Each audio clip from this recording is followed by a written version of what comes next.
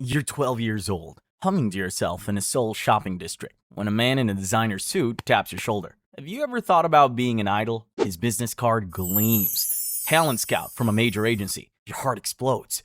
This is it, the dream. Your parents sign the papers that same week. You don't read the fine print. Nobody does. Congratulations, you're a trainee now. Childhood is over. You're happy, but you'll regret it within a month. The agency building towers above you like a glass cathedral. Inside, fluorescent lights hum over marble floors where hundreds of kids wait. All beautiful, all desperate. You're herded into a practice room. Dance, they command. No music, no warm-up. Just dance. Your legs shake. A panel of executives sits behind a table, faces carved from stone, judging every breath. 3 minutes later, you'll hear from us. You walk out into the Seoul heat, legs trembling, replaying every mistake. That stumble in the second 8 count. That breath you took too loudly. You check your phone obsessively for 2 weeks.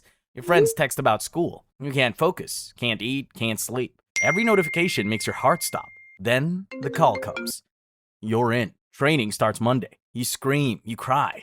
You call everyone you know. Your mom makes your favorite dinner, samgyeopsal, extra fatty. It's the last real meal you'll have for years. Monday arrives. They hand you a contract. 73 pages of legal Korean you barely understand. Your parents skim it, dazzled by promises of fame. Nobody mentions the debt clause buried on page 47. Nobody explains you'll owe them for everything. Vocal lessons, dance training, housing, food, even the bottled water you drink. You sign with a pen that feels heavier than it should. The ink is permanent. So is everything that comes next. 5:30 a.m. The dorm alarm screams. You're wedged into a bunk bed in a room designed for 2, now housing 6 trainees.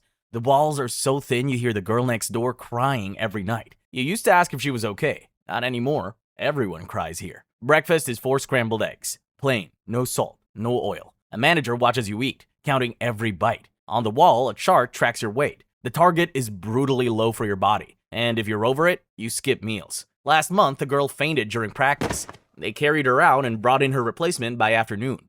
Lesson learned. Your body is never yours. It's company property, and property needs maintenance. 6 a.m. Weigh-in. You step on the scale. The number flashes. 46.2 kilograms. The trainer's eyes narrow. Lose 2 kilos by Friday or you're cut from the evaluation. You nod. You always nod. For the next 4 days, you eat nothing but ice cubes and air. You run an extra hour after midnight practice. You wear 3 layers of clothes to sweat more. You stop drinking water on Thursday. By Friday morning, you're so dizzy you have to grip the wall to stand.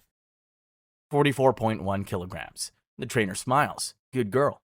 You smile back. Then you go to the bathroom and throw up nothing. 7 a.m. to 12 p.m. Dance practice. The mirrors cover every wall, reflecting your flaws in triplicate. The choreographer screams in your face when you miss a step. Your knees ache. Your feet bleed through your socks, but you don't stop. Can't stop. There's a line of kids outside waiting to take your place, and they're younger, prettier, hungrier. 12 p.m. Lunch. 6 pieces of steamed chicken, a fistful of lettuce. You dream about pizza. You love pizza. You used to. The afternoon blurs. Vocal training until your throat is raw and every swallow feels like glass. Media training where they teach you to smile through anything. Language lessons where you memorize phrases in 3 languages you'll never actually learn. By 10 p.m., you collapse into your bunk. Exhausted, you scroll through social media, watching your friends at school dances, at birthday parties, normal life. They tag you. Miss you. When are you visiting? You're not. You haven't seen them in 2 years. You aren't given time to. You put your phone down, stare at the ceiling, wonder if this is worth it. Then your roommate whispers from the bunk above, "Don't even think about quitting. My friend tried. The company said she owed them 300 million won for training. Her family almost lost their house." Your blood goes cold. You didn't know. Nobody told you. But now you understand. You're not a trainee. You're an investment. And investments don't get to leave. Once a month, they line you up like cattle. One by one, you perform for executives who decide your fate. Sing, dance, look pretty. Convince them you're worth the investment. You're 15 now.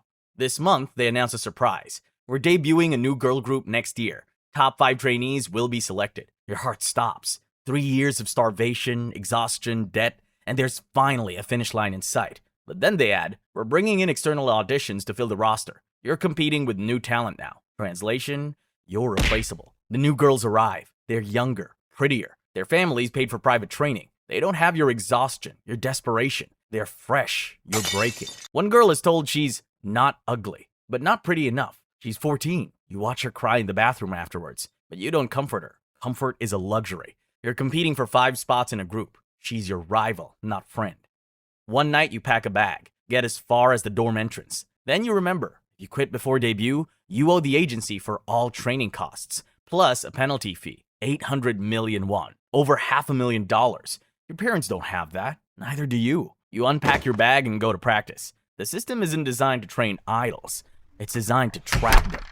3 years, 8 months, 19 days. That's how long you've been a trainee when they finally call your name. You're in the group. You made it. You're debuting. The other trainees congratulate you, but their eyes are empty. Some have been training for 6 years. They're too old now, 22, 23.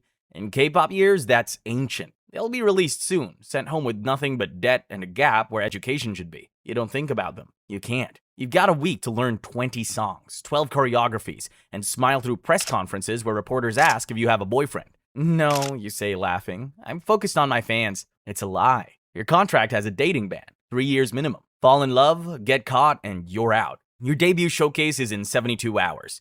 You sleep 3 hours a night. During rehearsals, you collapse from dehydration. They hook you to an IV backstage and send you back out. Debut day.